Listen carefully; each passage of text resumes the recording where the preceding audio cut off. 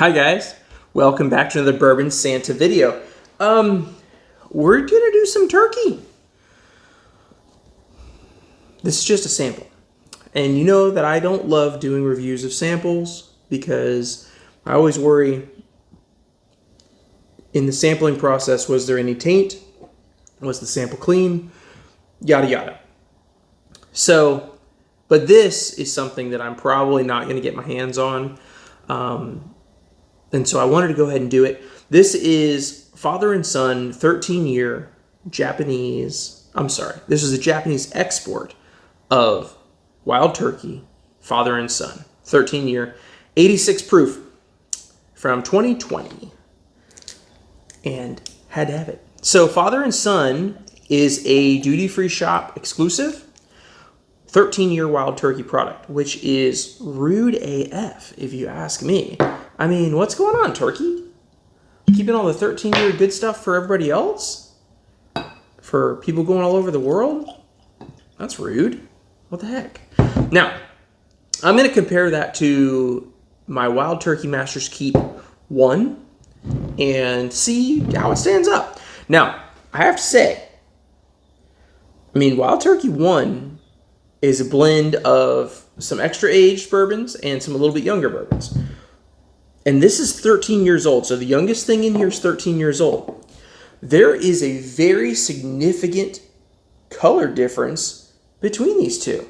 The Wild Turkey 1, and maybe it's just because of the toasted barrel, whatever, but the Wild Turkey 1 is way darker than the 13-year, which strikes me as odd, especially because I also have two samples here of single barrel turkeys that are 8 years old, and they are significantly darker than the 13-year-old father and son.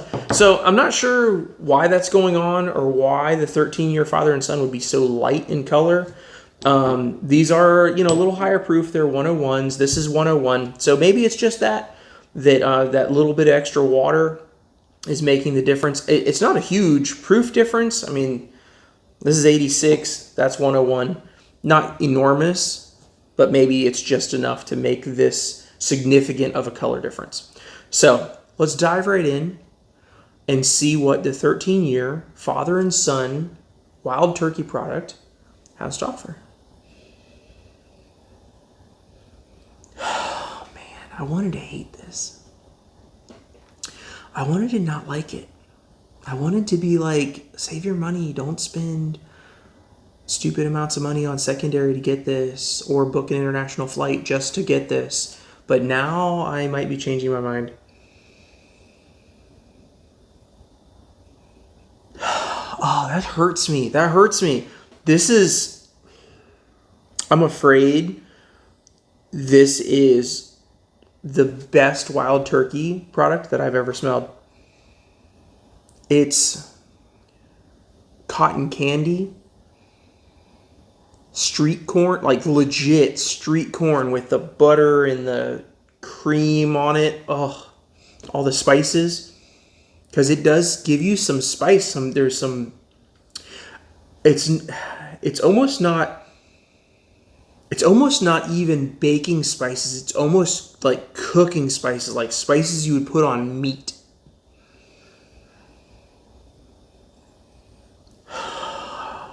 It's also sweet and creamy. It's a whole meal. What the heck?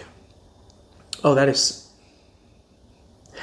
a really nice vanilla, but the vanilla is got like almost a spicy tang to it. The corn is present. I'm telling you, street corn, cotton candy, vanilla, oak, a little bit, just a little sprinkle, just a little salt bay of oak. Wow, I'm tasting this.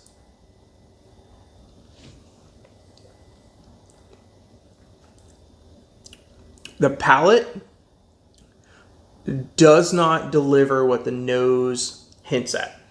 The palate is oak and turkey profile and a little bit of funk. The nose is outrageously good. I could live in this nose.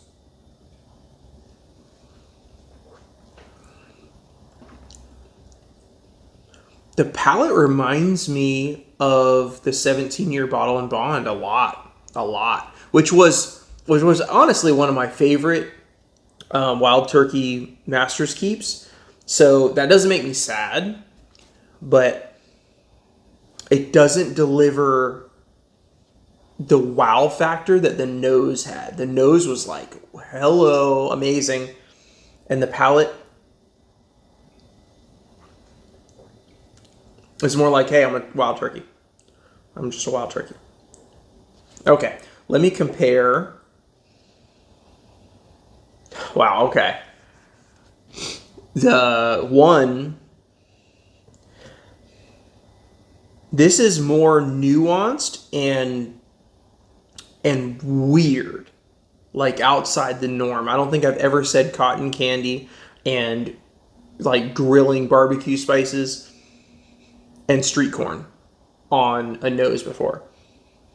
But that's what I get on this. You know, this is nuanced and wild, and this is creamy, butterscotchy. This has gotten better with some air. The Wild Turkey one, it gets a lot better with air.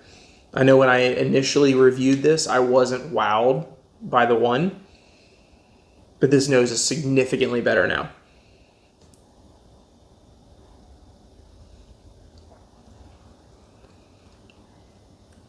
Oh yeah. Okay. This is amazing. More traditional bourbon notes, done really well. Big punch of flavors, and the palate delivers what the nose is telling you is there.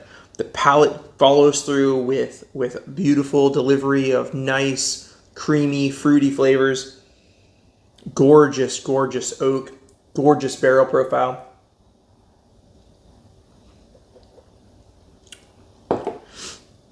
If I had to pick one, and knowing what secondary is on the father and son, I would get a Wild Turkey 1 instead.